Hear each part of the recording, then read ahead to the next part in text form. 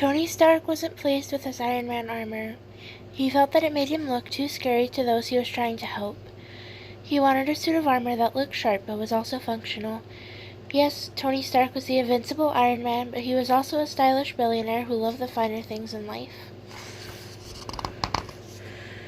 Building the perfect new suit wasn't easy work. Tony made a few versions that were better than the first, but they weren't exactly what he wanted. When a piece of his suit's armor came off, Tony wasn't discouraged. Instead of giving up, Tony kept going back to the drawing board. Tony wanted to create the most powerful and amazing suit of armor possible, and he knew that it takes time to make something that good. He also knew that the most important thing was that he not give up. He would keep trying until he made the best armor he could. After working very hard for many long nights, Tony finally created a lighter suit that also looked very sharp. It was red and yellow and had a chest plate to protect his heart. He put on the helmet and was finally the Iron Man he wanted to be. Now he could protect the world and people wouldn't be frightened of him. When Tony heard the news that the evil supervillain Whiplash was attacking New York City, Tony decided to put his new armor to the test.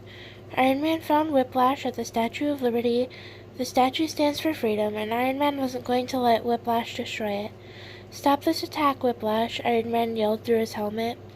Whiplash replied by attacking the armored Avenger with his electrified whips. They sparked against Iron Man's new armor, and Tony hoped that his new suit would be strong enough to withstand the attack. Iron Man then let out a repulsor ray blast, but Whiplash fought back and blocked the blast with his whips. He was a lot more powerful than Iron Man expected.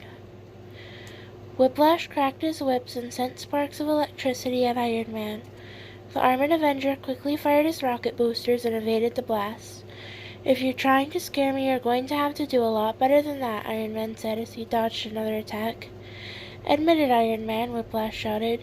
"You are weak, just like the rest of your country." Iron Man flew toward Whiplash, grabbed him, and shot straight up in the air. The night sky looked like a lightning storm as Whiplash tried to break free from Iron Man's mighty grip. "What are you doing?" Whiplash screamed as they rose high above the statue. "I just want to ask you a question," Iron Man began. "Are you more afraid of heights?" Iron Man mocked, "or water?" "No, put me down," Whiplash protested. "Are you sure?" Iron Man said. "I'm not sure you would want to fall from this height." "Fine, I give up," Whiplash said, realizing that if his electric whips even touched a drop of liquid, it would be the end of him for sure. Once they were back on dry land, the police took Whiplash into custody. Iron Man looked at the Statue of Liberty and smiled.